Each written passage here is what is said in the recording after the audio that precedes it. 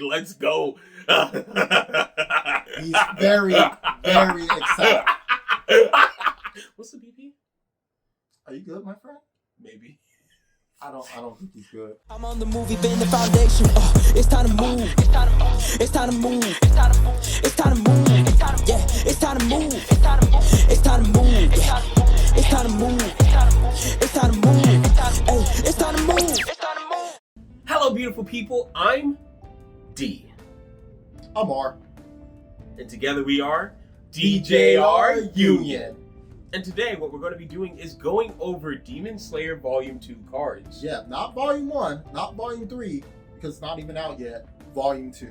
And isn't that funny? We started this year, 2025, with Demon Slayer, and now we're going to end 2025 with Demon Slayer. Exactly. We got Demon Slayer in the beginning, the Demon Slayer movie in the middle of the year, and we're finishing off with another Demon Slayer set. I can't stop winning! Exactly. So, like they say, winning. Anyway, so we're going to be hopping into the Demon Slayer Volume 2 set to see what cards are going to be popping out and see what type of upgrade we're going to be having with the currently existing set, as well as a new couple of decks that we're going to be making from this set of cards. Blue! Blue! You already know Blue's D's favorite color, as well as his favorite character is also in blue, so you know he's going to be having a real rodeo with this one. I've also been kind of having a little withdrawal, because we haven't had a blue color in 2 months. Yeah. Yu Yu Hakusho, Kaiju number 8, and Nikkei. None of them had blue in it. So Exactly. I'm going through a little bit of withdrawal. I'm going to go through even more withdrawal next year because Evangelion, Kagurabachi, Tokyo Ghoul, Solo Leveling, Sakamoto Days, none of them have blue in it. I have to wait until June when Slime drops to play blue again. Damn, no blue. So we'll be in a blue drought. I am going to be milking Demon Slayer Volume 2 Blue for everything it's worth. So yeah, why don't we just go ahead and start hopping on into some of the Demon Slayer cards that we're going to be anticipating into this next set. Alright, let's start with all the buffs and then we'll go to blue last. I feel like that's a good idea. Yes. So let's start it off with yellow, which is going to be the newly addition color trigger Tanjiro to the mix, which if we read what this card does, it is a 4 energy, 1 AP.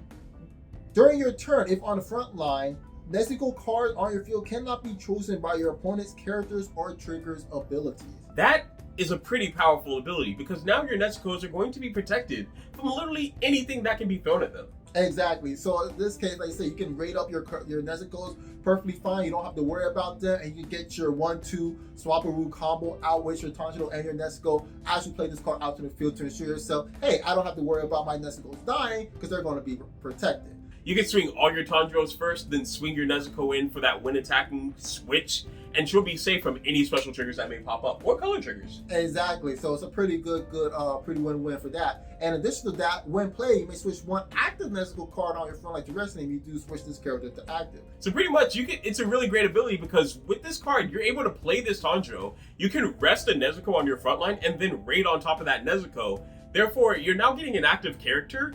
But for like the same AP you would have used in a normal play, you now have 2 characters ready to swing in instead of just the 1.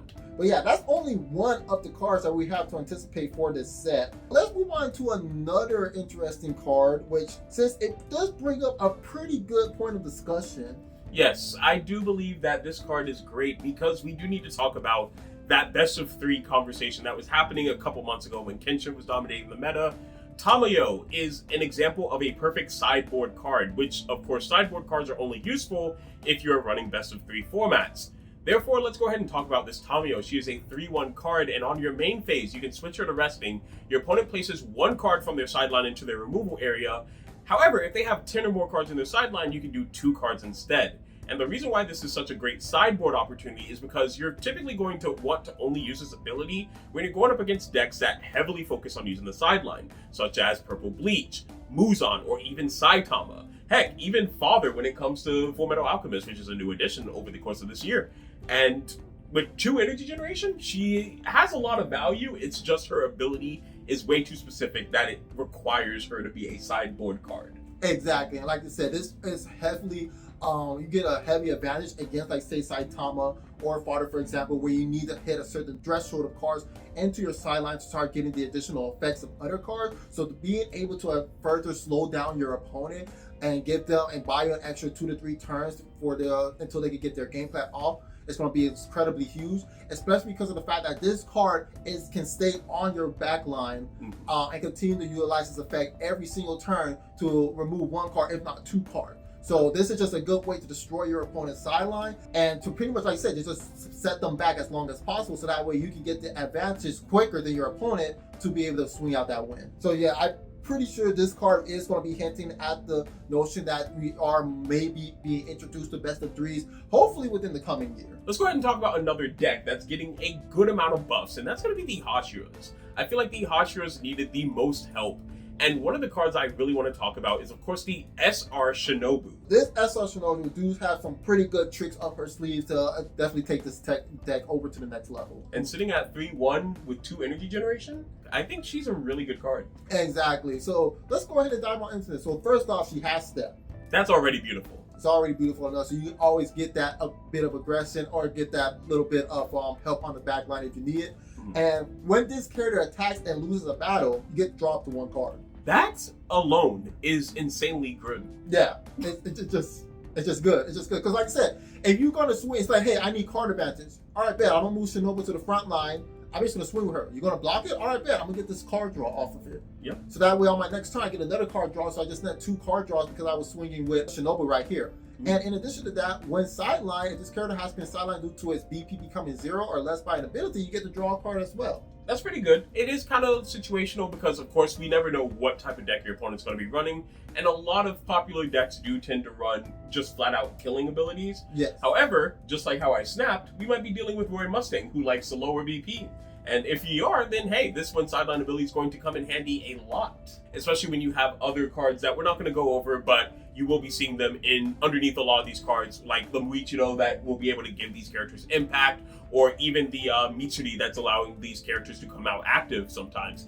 These characters are going to be getting a huge buff, so you might just start seeing Hashiras a lot more often. Exactly, like I said, like Volume 2 seems to be the comeback for a lot of forgotten decks that just fell off due to the overwhelming power creep of other sets being released into the West. So it's going to be a good breath of fresh air to see these cards coming back into the mix.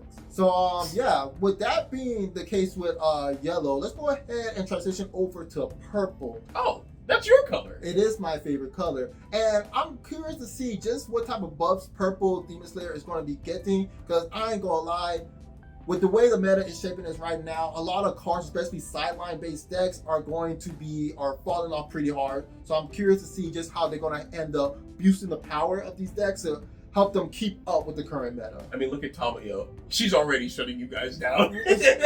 like that's what I'm saying, man. So it's like we sideline heavy type of decks. We need something. We need to get something out of this. Well, why don't we start with Muzan Jackson himself? Muzan Jackson. So let's go ahead. First off, love the art style. I love the kanji's off to his left side. So it's like really nice, bro. He's such a debonair guy. I love him. He makes sure that he represents Michael Jackson's name so well. Exactly. He is Michael Jackson. He is. They knew what they were doing. They did. They knew what they were doing when they made him. They did. So let's start this off. So 5 energy, 1 AP. Not 5. bad. Okay. And if you have 15 or more cards on your sideline, this character gains impact 1. Now, I do like it because that's a step further, that's a step earlier than having the 20 cards in sideline to actually trigger the other moves on the effect of being able to push them up to the front line with impact 2 and damage 2.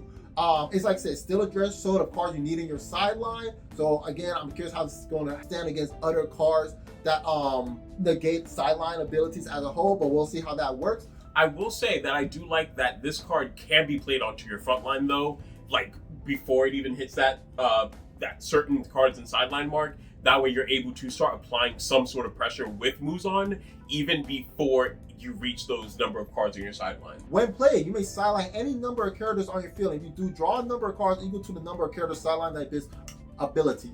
Let's just say hypothetically you play this card out and you have 7 other cards on your field. You can kill all 7 of them and then draw 7 cards. Not to mention, this is Muzan's deck, is it not? Yeah, so you have a lot of cards that have a lot of sideline abilities. Exactly. So not only are you going to be drawing the 7 cards from his own Win Played ability, but you're also going to be triggering so many Win Sideline abilities at the same time, assuming you built your deck like that. Exactly. So I do see the standing up against another anti-sideline decks in the meta, because now you have initiators in your deck alone that are able to trigger these sideline abilities rather than having to rely on your opponent to swing it and triggering off your sideline abilities like that. Not to mention, he does have an Activate main ability that can only be triggered once per turn, but the funny thing about it is that you can only activate it on the turn that character has been sidelined with his Win Played ability. Meaning, you can use his ability once per turn, but you can only do it on the turn he's played. You get to play up to 1 purple character with 3 or less required energy and 1 AP cost from your hand set to resting onto your field. That means that if you have that 3/1 Rui, for example, that generates 2 energy, you are now able to play that card for free into your energy line to already start generating that 2 energy that you may need in order to continue building up your board and playing the game from that point forward. Exactly. So that's a really good effect right there. And like you said, you're killing off with 1 card to trigger his sideline ability, and then utilizing Muzan's follow-up effect to be able to cheat another card back onto your back onto your back line to reestablish the energy that you just lost, essentially. 100%. Exactly. And like I say, because you can draw into the Rui. Yeah. Because if you're going to draw into cards, so you have to draw into a Rui, and you're like, oh, bet, now I can reestablish my board. I'm going to go ahead and start fueling my backline once more. Mm-hmm. So you're just recycling and just putting the process all over again. It's beautiful. Muzan knows how to kill things properly. But that's not the only card that we have in purple that is, we have some nice little additions. We also have a nice bit of support for the Gyutaro and Daki. Interesting. Yeah, which was one of my personal favorites back when Volume 1 released. So let's just see how much of a boost they're going to be getting with these new additions. Let's go ahead. And we have this Daki right here, which is 4 energy, 1 AP. And when played, if Gyutaro is on the field, you can choose up to 1 character with 1500 or more BP on your opponent's field, loses 1k BP till the end of turn. So again, another debuffer. You love to see it with an active trigger on top of that. But more importantly, Activate main. If on the front line, you're able to pay 1 AP and choose up to 1 Gyutaro card on the field, and it gains impact +1. That's really good. That is extremely good. That literally makes all Gyutaros now a threat. Just for 1 AP. Yeah. And I think it also helps the other Ray Gyutaro, the Ray Gyutaro from Volume 1, which I believe is that if it does damage, you get to restand and draw a card. It's if he attacks and isn't blocked. Yes. Isn't blocked. Yes, right. Because now you put impact on that Gyutaro. Now it's going to be the question, why would I block? Yeah. Because my character's going to die and I'm going to take damage anyway. So now you're more of a guarantee to be able to get damage too. Start getting his other effects to start triggering it off. Yeah. This 1 card alone is going to pretty much make Gyutaro a threat. Yeah. Because you're going to be swinging with a pseudo double attack with impact. Yes. Mm-hmm. So that's going to be crazy. But let's talk about the fun new addition to the purple cards. And that's going to be the Upper Moon number 4. Upper Moon 4 is probably one of my favorite moons. Not one of the greatest ones, but he's definitely one of my favorites. Zohakutan. And the reason why he's such a great card is because he has a raid and a pretty amazing ability. When played, you're able to sideline up to 1 of each of the following characters on your field. Those being Aizetsu, Urogi, and Karaku. If you do, place all those characters that you killed with this ability face down underneath this character, and he gains all abilities listed below if you have the required number of face down cards under this character. At 1, when he's sidelined, you may play this card set to resting onto your field, meaning that he does not die, he just comes right back. 2, damage 2 and double block. That's a lot of 2s. 3, he gets 500 BP and double attack. Oh, okay. Let's talk about this. Double attack with damage 2, being able to double block. Mind you, that 500 BP is permanent, meaning that he has double block at 4,500 BP, and then if he ever does die, you do just bring him right back as a 4k BP character. So, double block at 4,500, double attack at 4,500, with damage 2. Mm-hmm. So, if your opponent has no blockers and you get this guy out, that is just 4 damage off rip. Yes. Holy freak, man. Holy freak. Not to mention, those cards that are listed that you kill off, they all have effects that specifically, not only when they die, but when they're killed by this card specifically, they get bonus effects. You can check those out right underneath the card as well. Exactly. So all the cards are going to pretty much support each other, with this card being at the center of it all. 100%. So yeah, this deck for Upper Moon 4 is going to be super, super broken going into it. I love Zohakuton. He's definitely one of my favorites. Moving on into red. So we have a nice little good support card that's going to be buffing up Zenitsu and Inosuke, which is none other than Tanjiro Kamado. He is a 1/1. 1 energy, 1 AP. On your main phase, you may switch this card to resting, sideline this card, and choose a rated Zenitsu on your field to get impact 1 till end of turn. Or, on your main phase, switch into resting, kill off this card, and choose one rated Inosuke on your field and give it damage +1 until end of turn. Now you may be wondering, what does impact 1 for Zenitsu do, and what does damage 1 to Inosuke do? Well, let me tell you. Raid Inosuke has impact, and Raid Zenitsu has damage 2. Meaning that with this ability, either character can become a damage 2 impact 1 character. Meaning they are instant threats. Immediate threats. So you thought that you had to deal with, the impact of one character and the damage 2 from another character? Nah, fam. Not anymore. You gotta deal with impact and damage 2 from both characters. So your opponent managed to get both of them out on the field, which when you're high rolling with this deck, it is pretty possible to get this out as early as turn 3 or turn 4. And if you're going to set this character up with this card, yes, we have a serious, serious issue on our hands. Yeah, Zenitsu and Inosuke might be a little bit strong now. Yeah, more than a little bit. They're ultra strong. Just a little bit. They're not that crazy. We'll see once the set comes out. We're gonna see how much they're gonna be face rolling a lot of the other cards. I saw that face you made. What face? I saw that What face. face? Click that face right there. Looking at that, that's pretty good. But I feel like Tengen and his wives got some good support as well. Oh, he definitely did, and I am super stoked about it, especially if we go ahead and we look at this particular card, which is the Suma, Makio, and Hinasaratsu. I'm going to go ahead and let you take over this because as much as I love Tengen and Suma, Makio, and Hinatsu, I am not well versed in the deck enough to even talk about how these cards are going to be good. So go ahead and take things away. Oh yeah, so first off, for 3 energy, 1 AP at 3500 BP, during your turn, if Tengen is on your field, this character gains 500 BP. So already they are going to be coming in as a 4K body if your Tengen is already out on the field, whether it's the Raid Tengen or even it's the 4-2 Tengen. And during your turn, when this character moves during your attack phase, shoot up the 1 Tengen Uzui or the Sky's Affinity card on your field, and it gains 1K BP until the end of turn. Wow. Now, as someone who plays the deck, I understand just how powerful this effect can be. Because by chance, if you have not only the 4-2 Tengen out on the field, but also the Raid Tengen out on the field, the moment you trigger the 4-2 Tengen's effect to swap this character out with a Sky's Affinity card, and then you use her effect to buff the double attack Tengen from a 4K to a 5K, now you're swinging with infinite amounts of pressure, because now you're going to be able to take care of a lot of 5K BP characters that are now currently running amok in the meta, take them out, swing again, continue to take them out, or apply more damage and more pressure onto your opponent. That is powerful. That is powerful indeed. And like I said, she basically just becomes a 4K body just by that alone. So not only if you utilize additional effects, like say the Tengen's effect and the Tanjiro's effect to buff things by 500 BP and by 1000 BP, this can go up to be a 5500 BP character that you're going to be swinging with. And let's keep in mind, this is only if you have one of them. So if you have 2, 3, or 4 of these bad girls out onto the field, you already understand what's going to be happening with it. Oh. Okay. Yes, a lot of pressure. You're gonna be swinging wide with a lot of 4K plus bodies on your field, which I believe is one of the key weaknesses with this deck. Is that you're swinging wide, but not a lot of high BP cost characters or high BP characters. So to fix that and give us more high BP characters to swing with, it's gonna be a huge addition to this deck. Tengen is no longer a Weenie Rush style of deck. Dang it. Tengen is a whole sausage rush deck. Pause.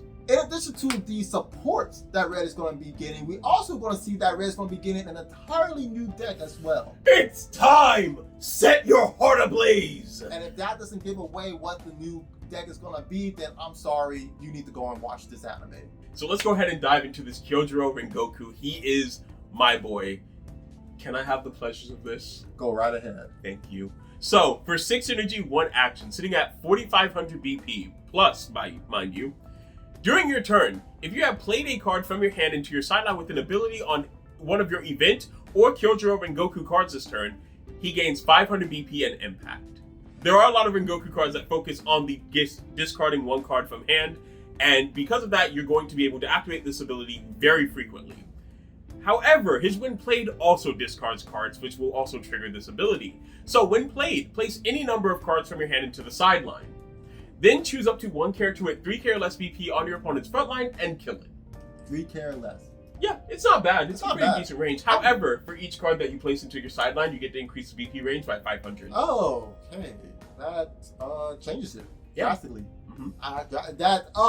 Hold on. Just by discarding 2 cards from your hand, you can target a 4k or less BP character. So pretty much, when played, discard 2 cards, kill a 4k or less body on your opponent's field. Yep. Or, as I say, oh, you have someone with a 5k or 6k, oh, this is a threat bet, I'm just gonna dump my hand, kill this jump. Yeah. I'm gonna set my heart ablaze, I'm gonna set my cards ablaze in my hand, I'm burning everything. And then he becomes a 5k impact on top of that. Exactly. So, yeah, that's dangerous. Yeah, Kyojuro Rengoku, he sets his heart ablaze and... I love it. I love this character so much. He's going to be amazing. Oh yeah, we're definitely gonna be getting we're gonna be burning a lot of demons with this one. And that pretty much concludes all the cards that are getting buffs. All the decks that are getting buffs, all the colors that got their buffs. And now it's time to dive into the new color that is added to the set. And that's going to be my color, blue. Good old bluey blue. So let's go ahead and start things off with the wonderful SR card, Tanjiro Kamado. Tanjiro Kamado himself, love the art, they never miss with the art for these SRs. Dude, the SR arts always make me excited to play them when I have them in my hand. Exactly. And go ahead and lead us off with what this Tanjiro is capable of doing. Well, once returned, when this character is chosen by an ability on one of your Nichirin Sword affinity cards, it will gain impact until the end of turn. Okay. And from what I know for looking at the blue cards in this set, you're going to be playing a lot of Nichirin cards. Yes, the Nichirin Sword cards are very powerful, and they are specific to the characters as well, so do keep an eye out to that. But they are staples, and we're going to be going over each of them too, just to make sure that you guys know the differences between them. Exactly. So now, continuing on, he also has a when played ability as well, right? Indeed. Go ahead and read that off for us. So, when played, you get to return 1 Nezuko card on your field to your hand. If you do place 1 card from your hand into your sideline, then choose up to 1 character of 4k less BP on your opponent's front line and sideline it. That is extremely powerful. Yeah. Because it doesn't specify, hey, it has to be, the Nezuko has to be on my front line or my back line. So I can just get a simple farther Nezuko on my back line, bounce it back to my hand, sideline one of your cards, and play that Nezuko back onto the field. So again, having a lot of another body that is able to kill something on top of being raided is going to be extremely helpful to be able to clear your opponent's board, take care of those annoying characters, and actually start applying more amounts of pressure. Yes. And the fun thing about that is that bouncing Nezuko ability thing is very useful because guess what? Almost every Nezuko has when played abilities. Oh. So bouncing them back to hand is going to be very beneficial. Exactly, because you're going to be bouncing them back to hand, playing them back, re-triggering those when played effects, and you're just going to be having a rinse and repeat. 100%. Love to see it. So speaking of Nezuko, let's go ahead and dive into her SR raid. Okay, I got you. So for this one, for 3 energy, 1 AP raid, 3,500 plus BP. Love the plus. Love to see it. If this character is returned from your field to your hand, return this rated character and its base card to your hand instead. So normally when a card is returned from the field to your hand, when a rated card is returned from the field to the hand, you have to return the rated card to hand, but the base card goes into the sideline. Exactly. However, this Nezuko specifies that not only does the raid Nezuko come to hand, but the card that was rated on top of comes to hand as well. Meaning you now have the tools to boop, boop, and re-raid her. Exactly. So if your opponent is playing some type of shenanigans to bounce cards back to your hand, like say for example Blue JJK, they love bouncing stuff back to the hand. Yeah, you can be like, all right, bet, I'm not only getting the straight back, but I'm getting the farther back as well, so I can just play it back onto the field the following turn. Or, like I said, with the Tanjiro card, you can just bounce her back to your hand as well and get both the cards back into your hand to play them out again. And then also, during our turn, if Tanjiro is on the field, this card gains 500 BP, putting her at a nice even 4k BP. And 4k BP characters are beautiful. But that's not all. When played, if Tanjiro is on your field, you get to draw a card. That's good. That's really good. If Tanjiro and a Nichirin sword, Tanjiro Pacific, are both on your field, you may draw 2 cards and place 1 card from your hand on the top and bottom of your deck instead. You just said draw 2 cards and then place one on the top or bottom of my deck and not place one in the sideline? Yes. That's really good. That's really good indeed, because now if you're like, all right, bet, I like both these cards and I don't want to get rid of one of them, I'm gonna place it back on the top of my deck. Or in this case, all right, I don't want to get rid of this card or I don't want to see this card, I'm gonna place it on the bottom of my deck. That's so good. Exactly. And like I said, it doesn't have to be the 2 cards you draw. It can be any card into your hand afterwards. So you have just a dead card in your hand that is not doing you any justice, put it to the bottom.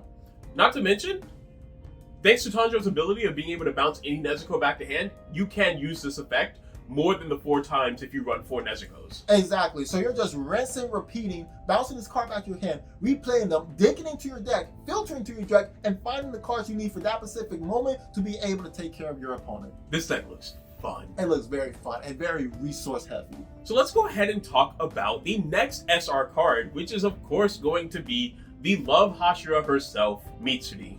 Mitsuri.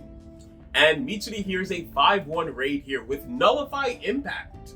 Nullify Impact. Yep, she has a lot of tools to be able to nullify a lot of impact, if you know what I'm saying. What do you mean by that? People know what I mean by that. Once per turn, when this character is chosen by an ability on one of your Nichirin Sword Affinity cards, it gains 1k BP to the start of your next turn. Okay, so again, like you said, we have a lot of Nichirin sword cards, specifically going to be for each of the main characters in this color set. So, of course, if we have one for Mitsuri, when equipping it, you're going to be having an additional 1k BP until the start of your next turn. So, on your opponent's turn, if they got 4ks, bet I'm blocking it because I have a 5k body. With Nullify Impact. They're going to, like I said, you have a lot of tools to nullify those impacts. I still don't know what you mean by that. Exactly. So let's go ahead and, why don't you continue off with the when played? When played, your opponent returns 1 card character on their front line to their hand. Do not play this against Tanjiro Nezuko. Do not play this against Tanjiro Nezuko, because they're just going to bounce that Nezuko back for free and be safe. Yeah. There are certain decks you don't want to use this ability for. However, when attacking, choose up the 1 character on your field, it gains 1k BP until the end of turn. That's pretty good. That means a lot of your fodder cards are going to be a little bit stronger and a little bit more of a threat. All right, I'm gonna be selfish here and I'm gonna take over this next card because it's my boy, Murichiro Tokito. You already know. For 5 energy, 1 action raid. So at 4k BP, 5 energy, 1 action, he is a raid. Once per turn, when this character is chosen by an ability on one of your Nichirin Sword Affinity cards, it gains this ability. This character cannot be blocked by a character with 3k or less BP, and this character cannot be chosen by abilities on your opponent's characters, and it cannot be targeted by snipe until the start of your next turn. So you telling me I have an anti-snipe character? Yeah. Anti-snipe. I like that. I love anti-snipe because you know what I hate? Snipe. I hate freaking snipe, alright? I have too much PTSD from that one little bit of text in that purple box. So being able to have a card that say, oh, you play a snipe deck? That's crazy. You ain't sniping me though. You really ain't sniping me. It's great. It's great. I love it. So why don't you continue on with more of what Nichirin does? Okay. When played, choose up to 1 character with 2,500 or more BP on your opponent's front line and it loses 2k BP till the end of the turn. Meaning that pretty much that character's not going to be able to block Muichiro because they're going to be under that 3k threshold. Exactly. So those 5Ks that you're so proud of, they are now small, irrelevant pieces of trash standing next to Muichiro. Exactly. They're going to be lost in the mist. They're not going to know what hit them. And then finally, he has a when attacking. When attacking, you get to draw a card, which already is beautiful. Already beautiful. Then you get to choose up to 1 character with 1,500 or more BP on your opponent's front line, and it loses 1k BP till end of turn. Meaning any 4k BP character is now not going to be blocking this Muichiro. Exactly. So not only you're able to take out of 1 troublesome character on your opponent's front line that could block this card, but now when attacking, you can take care of another troublesome character on the front line that's going to be potentially not blocking this card. And this also is going to help against, like say, if you hit an active trigger out of life and they want to buff a character to block it with, now we're just going to buff it to the point that active trigger ain't going to mean anything. Yeah. It's beautiful. I love it. It's so fun. So fun indeed. All right, and with all the SRs out of the way, let's go ahead and talk about some of these color triggers, because we do have 3 different color triggers for these decks. Yes. Let's go ahead and look for the first color trigger, Tanjiro Kamado, which is right here. Indeed. At 3 energy, 1 action, this Tanjiro Kamado generates 2 energy. Which is pretty good. Pretty good. You love to see it. And once per turn, when this character is chosen by the ability of one of your Nichirin affinity cards, choose up to 1 Nezuko card in your field, and it gets 1k BP until the end of turn. And as we talked about with Nezuko already, she's already able to apply a good amount of pressure with just what she can do. So to be able to give her an extra 1k BP just by having this character get targeted by Nichirin sword ability means that the Nezuko gets buffed as well. That's a really good ability. Exactly, because it's going to put your Nezuko from a 4k to a 5k body. Indeed. Exactly. And that's the threat. Mm-hmm. Indeed, that's a threat. And then, activate main in front of front line, you can pay 1 additional AP to choose a Nezuko card on your field, and it gains 1k BP until the end of turn. Wow. So Nezuko's just getting strong. Just getting stronger, getting more buff. Like, I don't know what else to tell you. Your dirty 500 BP Nezuko now becomes a 6k body. That's terrifying. Next to Satama, 6k BP is like the second highest BP of cards you're going to be seeing in this game. All right, next color trigger is actually going to be for Mitsuri, because as we all know, each of these SRs are having their own specified decks. I use quotes because, you know, you can obviously mix and match however you want. But Mitsuri here is going to be here with double block. Double block indeed. Again, she has tools to be able to double block. What do you mean by that? I'm pretty sure the people know what we mean by that. Okay. Alright, now, if a Nichirin sword, Mitsuri Pacific, is on your field, this character gains an additional energy generation. Okay, so we're 2 for 2 with color triggers being 2 energy generators. That's really good. Exactly, and a lot of them, and we also see that these color trigger cards are also revolving around their Pacific Nichirin card archetype as well. Indeed. I do like that because it makes it so that your Nichirin swords are being seen as the focus of these characters, as well as you being able to utilize their abilities to the fullest. Exactly, like I said, it feels like these decks want you to use these Nichirin cards to be able to apply additional effects, to be able to really bring out the power of this deck. We're going to be going into what these cards are able to do later on in this video. Indeed. And the last color trigger is of course going to be my boy Murichido, again another 3-1, generating 2 energy, which phenomenal. All 3 of the color triggers generate 2 energy. How about that? And then his ability. Activate main. Once per turn, you can only activate this ability if this character has been chosen by an ability on one of your Nichirin sword affinity cards this turn. Move this character to the other line. So he's just slipping, sliding, just all over the field. I mean, when all that mist is around, you really don't know where he's coming from. Exactly. He just disappeared. He's like, disappear, disappear, disappear. What can you do about it? So anyways, let's go ahead and let's actually start going into these actually Nichirin swords and seeing what they're capable of doing. Indeed, these Nichirin swords are very important to not just the characters that wield them, but to the playstyle that you will be using. So let's go ahead and go through them in order. Let's start off with Tanjiro Kamado and his Nichirin sword. At 2-1, all these Nichirin swords are going to be sights, by the way. So, Nichirin sword, Tanjiro Kamado, sight, 2 energy, 1 action. This sight is played to active on your field. Activate main. Activate main, switch to resting. A character that has been chosen by an ability on a Nichirin sword affinity card this turn cannot be chosen by this ability. So if you already put a Nichirin sword ability on this character, you can't stack them. So I understand why they do this. This ability might be busted, so that way you can stop people to start having some type of shenanigans with it. It's reflective to how you are giving a character a sword. In Demon Slayer, most characters are wielding a sword, only one sword. They aren't dual wielding. Like I said, in most cases, we're not talking about Tengen because Tengen's not in blue, but in most cases, you see Tanjiro, he's holding one sword. Mitsuri's holding one sword. Muichido's holding one sword. So all these characters, all these Nichirin swords are going to have this ability to where you can't target one character with multiple Nichirin sword abilities because you can't equip one person with multiple weapons. Unless you're Tengen, he's just built different. Yeah. Yeah. Again, so let's choose 1 Tanjiro Kamado on your field. It gains 1k BP until the end of the turn. Then you may look at the top card of your deck. If you do, place it on the top or bottom of your deck. So basically, buff a character, buff your Tanjiro by 1k, and scry 1. That's really good. Not to mention what we just read with the Tanjiro color trigger. When he is targeted by his Nichirin sword, essentially, he gets 1k BP. Yep. Because that color trigger gets targeted by the Nichirin sword, a Nezuko gets 1k BP as well. So it's a little bit of shared relevancy with these two.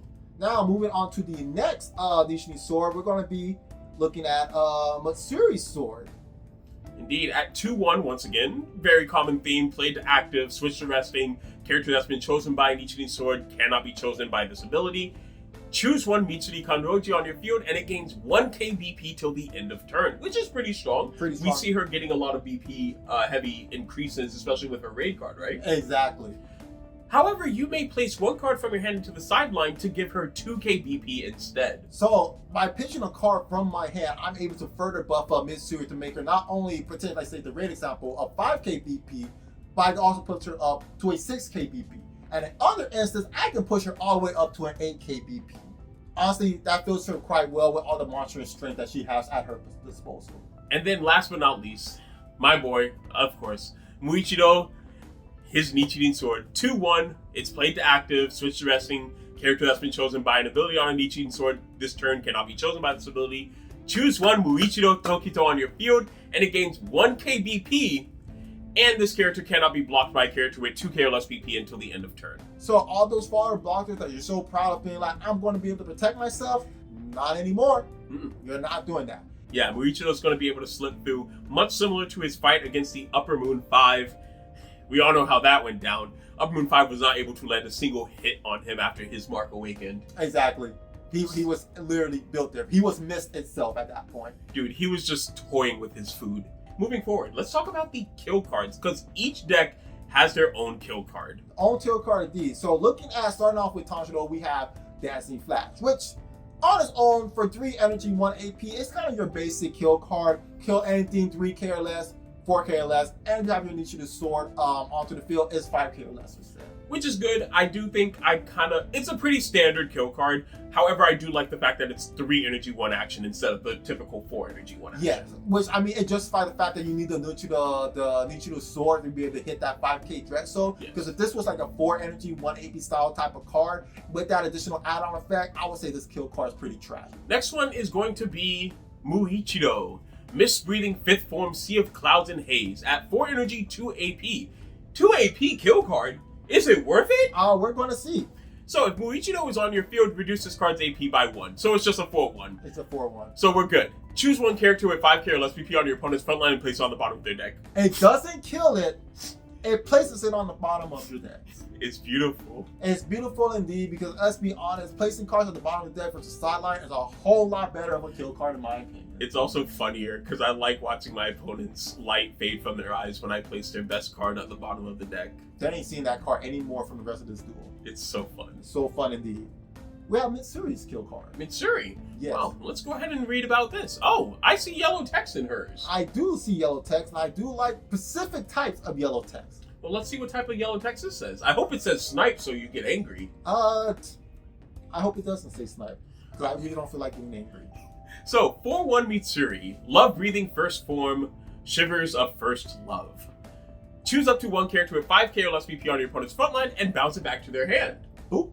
If Mitsuri is on your field, draw a card and choose up to one Mitsuri on your field to gain impact. +1 until end of turn. So a very interesting style of kill card where it's like, say, hey, instead of bottom decking or sidelining the card, I'm going to bounce it back to your hand, and then I'm going to give my Mitsuri impact to start swinging for damage. Not only that, but you also get to draw a card, which I think is so much good value. I think this is truthfully probably the best kill card in blue. Oh yeah, I agree with you. Like you said, you're getting rid of a card onto the field, you're buffing, you're giving one of your characters impact, and you're drawing a card off of it as well. That's a 3-for-1. 3-for-1 at that. I think this card very much is worth it. Yeah, Muichiro will be second best because it targets a 5k no matter what, and then it goes to bottom of deck, which is amazing. And then Tanjiro last place because it's just your standard kill card. It doesn't really do anything cool. Exactly. You know, you gotta have your basic B in there with the rest of the mix. However, there is one last thing that I do want to talk about, and that is the blue card, 2 energy, 1 action, known as the Raging Sword. And the reason I want to talk about this card is that this card is actually so powerful, it's so good, and it does not specify a character. Choose one character on your field that has been chosen by an ability on one of your Nichirin Sword affinity cards this turn. It gains 1k BP and either impact +1 or damage +1 until the end of the turn, and then you draw a card. That is very powerful, because with these style of decks and how you're going to be playing them, it makes no sense to not run 3 and not 4 of these Nichirin side cards, on your field, so that way you're at least guaranteed to get one of them out on your field. And if you are playing this event card as a 4 as well, not only are you buffing one of your characters by 1k BP, you're giving them impact or damage too, depending on the situation at hand, but you're also drawing a card on top of that. Once again, you're getting 3 for the price of 1. Impact +1.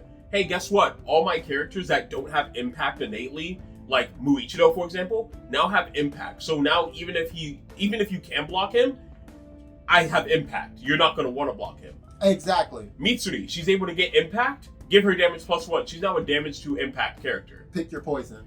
Tanjiro, pick your poison. Yeah. Literally. Like he's gonna hit you with the sympathy talk no jutsu, I'm still gonna kill you. Or you can just give Muichiro damage 2 if he can't be blocked by anyone, and you get free damage too. Oh, that's great. This card's broken. This card's so good. And it's only 2 energy to bring it out. It's only 2 energy, bro. And it replaces itself. You get to draw a card, yeah. I'm playing this card as a 4-up. If you're not playing this card as a 4-up, I don't know what's wrong with you. You might be making a personal mistake, but of course that's not everything that we have to share for you guys today. In fact, it turns out I was a little bit right when I was going over some of the future cards that were talked about over in Japan, these little special cards that were introduced in tournaments, and we are going to be getting the 3 cards that they added to Demon Slayer, 1 in blue, 1 in purple, and 1 in red. So let's go ahead and start off with Kyojo Rengoku in red. Yes. So we look at Kyojo Rengoku, and I'm gonna go ahead and take the lead on this one. Of course. For 1 energy, 1 AP. Like that. Mm-hmm. Pretty early access you can get to this. Exactly. When Blade chooses up to 1 of the following, that is a lot of text, but let's go ahead and get right straight into it. Look at the top 3 cards your deck, reveal up to 1 character card with Rengoku and its name from among them and add it to your hand. Place the remaining cards at the bottom of your deck in any order, and if you add a card to your hand, place 1 card from your hand into your sideline. So, pretty much, if you're looking for a Rengoku and you have a card in your hand that you just don't want, I'm gonna grab this Rengoku, take that other card, put it into the sideline, and now I have another better card to utilize. Now, going into the next ability, if you have 5 or more energy generation, this character gains an additional energy generation till the end of turn. Wow. So, and it says, because we all know that the Rengoku raid cards are what, 5 energy and 6 energy, if I remember correctly? The raid card is 6 energy. 6 energy. So if you're trying to hit that 6 energy threshold, keep in mind you have a lot of 2 energy generating cards. This is a nice little card that you can play out to lead into that high Rengoku raid ability. 100%. Not to mention, since it is a 1 energy card, you get that early access to just play him and then instantly start looking for your Rengokus that you need to start setting off your real big combos. Because then, if you don't need that Rengoku, if you already have them, you can hold on to that 1 energy Rengoku card until you have that 5 energy set up, play him out, generate up to 6 energy now, and now you can then start raiding in your Rengoku. Exactly. So it's a really nice little combo play so you can play with your Rengoku deck to be able to bring out your heavy hitters. Indeed. Mm-hmm. So next, we're going to transition over into Akaza. Ah, yes. One of the great upper moons. Great upper moons indeed. So for 5 energy, 1 AP. How much BP is he sitting at? 4K plus. Plus, you say? 4K plus. Okay, let's talk about it. If on the front line, this character leaves the field or has its BP reduced to one of your opponent's abilities, you may move it to your energy line instead. Meaning he will not die due to your opponent's character's abilities. Yes. So it's like, oh, my Akaza that I worked so hard to get out into the field, and you kill it. Wait, it's not dead. It's moved to the back line. Bet. Saitama, when attacking, kill a card. Nope, goes to energy line. Mm-hmm. Who else? Ichigo, lower his BP to 0. Nope, goes to energy line. I'm attacking. Special trigger. Nope, he goes to energy line. Exactly. So your Ata is not dying. He's coming back. He's super stubborn. Just like in the movie, he just would not die. No. It took Talk No Jutsu from the second life in order to get him to surrender. Look, sometimes you just gotta go to the second life. Second life indeed. But that's not all he does. During our turn, he gets 1k BP, putting him at a 5k beater. And when played, if a character has been sidelined this turn, switch this character to active. Of course, you're going to be playing this card with Muzan, and what does Muzan love to do, especially the new Muzan we looked at? Kill things. Kill things indeed. So you best believe this Akaza is going to be coming onto the field active as a 5k beater, swinging at your opponents, and if you so happen to hit the special trigger, do not pick that Akaza, because he's just going to be boop, Right back to the energy line. Meaning he's coming right back at you in the next turn. Exactly. And I'm pretty sure people have adapted their play to leave space open in their energy line. Thanks to Kenshin. Yeah, thanks to Kenshin. So, in a happy medium, your play style kind of made this deck a bit stronger. Yes. If you learn from it. If you didn't learn from it, that's on you. And then, to finish things off, by the way, draw trigger, phenomenal. Draw trigger, love to see it. But to finish things off, we have Nezuko Kamado at 0 energy, 1 action. And of course, this is kind of funny because the original Nezuko that came in blue, that is 0 energy, does not have a trigger, but this one does. And honestly, I do kind of want to lean to this one a little bit more. But when played, choose up to 1 Nichirin Sword Tanjiro Kamado card on your field and switch it to active. And then if a blue Tanjiro Kamado or Nezuko Kamado on your field has been rated this turn, draw a card. My Nichirin Sword abilities, specifically for Tanjiro, I can trigger them twice. Yes. Mm-hmm. That means that you are now able to buff 2 Tanjiros by 1k off of 1 Nichirin Sword being out on the field just by playing this 1 Nezuko, which, by the way, can be bounced back to hand continuously with Tanjiro's ability. Meaning you can then play her to constantly activate this ability, to constantly get these effects. Not to mention, if you raid a character, she will replace herself when you play her onto the field. Exactly. So, again, this deck, especially with the Tanjiro and Nezuko mix, you're just having a lot of reoccursions happening, drawing a whole bunch of cards, and getting a whole bunch of value off of it. Oh, 100%. You're going to be going through your deck so fast. So fast indeed.